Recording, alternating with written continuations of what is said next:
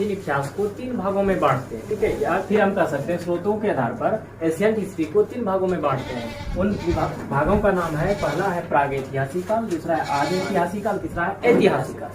अब चीजों को समझना है कि प्रागैतिहासिक काल क्या है, आदि ऐतिहासिक काल क्या है, उसके बाद ऐतिहासिक काल क्या है। देखो इतिहास याद रखना है, प्राचीन इतिहास को बांटते हैं 3 भागों में स्रोत के आधार पर, ना कि मध्यकालीन को, ना ही आधुनिक को, सिर्फ प्राचीन को 3 भागों में बांटा गया।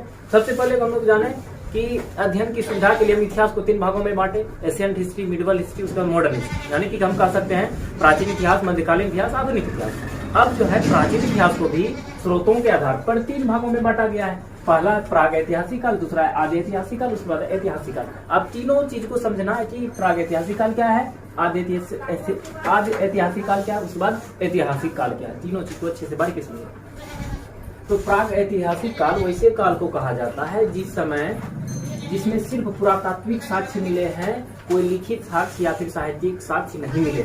मतलब सिर्फ हमें उस समय का यूज, तत्कालिक लोगों में यूज करने वाला पत्थर उत्थर से कुछ बना हुआ औजार मिला है, कुछ लिखित साक्ष्य नहीं मिला है, सिर्फ पुरातात्विक साक्ष्य मिला है। पुरातत्व क्या है, जमीन के अंदर दबी हुई वे सारी वस्तुएं जिसकी खुदाई करके पुरातत्वविद यानी पुरातत्ववेत्ता उस समय के लोगों के बारे में जानकारी हासिल करता है, ठीक है।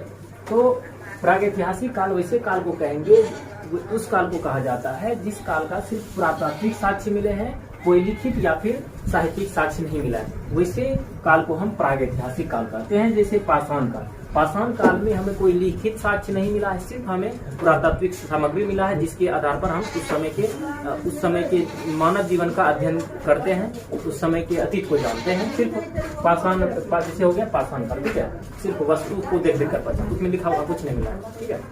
देखो इसमें सिर्फ पुरातात्विक साक्ष्य मिले, लेकिन इसमें आदि ऐतिहासिक काल में पुरातात्विक और साथ ही साथ साहित्यिक साक्ष्य दोनों मिले, लेकिन साहित्यिक साक्ष्य को यानी लिखित साक्ष्य को पढ़ा नहीं गया है। जैसे हड़प्पा सभ्यता यानी सैंधव सभ्यता ले लो, सैंधव सभ्यता में जो है जो हमें लिखित साक्ष्य मिला है, जो लिपि लिखा मिला है, उसको हम अभी तक पढ़ नहीं पाए हैं, कोई भी साइंस पुरातत्ववेत्ता उसे पढ़ नहीं पाया है, ठीक है।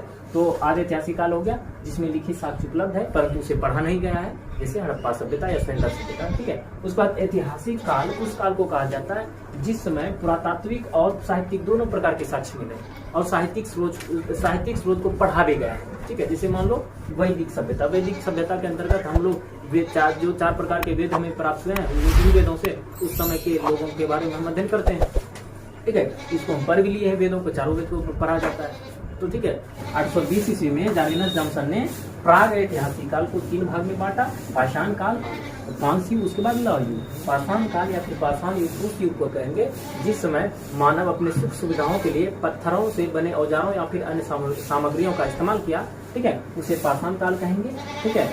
और उसके बाद कांस्य युग, पाषाण काल को इंग्लिश में स्टोन एज भी कहा जाता है, याद रखना, पाषाण काल को इंग्लिश में स्टोन एज भी कहा जाता है। उसके बाद है कांस्य युग वैसे युग को कहेंगे जिस समय मानव अपनी सुख सुविधाओं के लिए कांसे से बने औजारों तथा अन्य वस्तुओं का इस्तेमाल किया। और कांस्य क्या है, कांसा जो है एक मिश्र धातु है जो तांबा तथा टीन से मिलकर बना होता है, इसे इंग्लिश में ब्रॉन्ज एज के नाम से भी जाना जाता है। उसके बाद है लौह युग यानी आयरन युग, वैसे युग को कहेंगे जिस समय मानव अपनी सुख सुविधाओं के लिए लोहे से बनी वस्तुओं का इस्तेमाल किया, लोहे का प्रयोग किया, उसे आयरन एज या फिर लौह युग कहा जाता है। उत्तर वैदिक काल के बाद हम लौह युग का अध्ययन करेंगे, मतलब उत्तर वैदिक के बाद ना यानी चारों वेदों का जब अध्ययन कर लेंगे उसके बाद लोहे का प्रयोग होने लगा भारत में, ठीक है।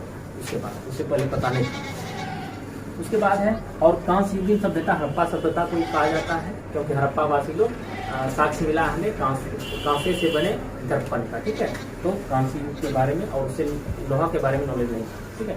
उत्तर वैदिक काल के बाद लौह युग प्रारंभ होता है। उसके बाद जो है फिर पाषाण काल को 3 भागों में बांटा गया है, पुरा पाषाण काल, मध्य पाषाण काल, नव पाषाण काल। पुरा पाषाण काल के अंतर्गत प्रारंभ से लेकर 10,000 ईस्वी पूर्व तक हम लोग अध्ययन करते हैं और 10,000 ईस्वी पूर्व से 55 ईस्वी पूर्व तक हम लोग इसके बीच में जो भी कालक्रम जो भी घटना हुआ उसे हम मध्य पाषाण काल के अंतर्गत पढ़ते हैं। और नव पाषाण काल का कार्य जो है मतलब नव पाषाण काल का जो अवधि है, समय अवधि है 55 ईस्वी पूर्व से 3000 ईस्वी पूर्व तक। देखो बहुत सारा जो है इतिहासकार इसमें थोड़ा सा मध्य भेद है, तो टाइमिंग थोड़ा सा अंतर तुमको अलग अलग किताब में मिल सकता है, लेकिन मोटा मोटी रूप से ठीक है अप्रोक्स लेकर यही चला जाता है 10,000 से 5500 और 5500 से 3000।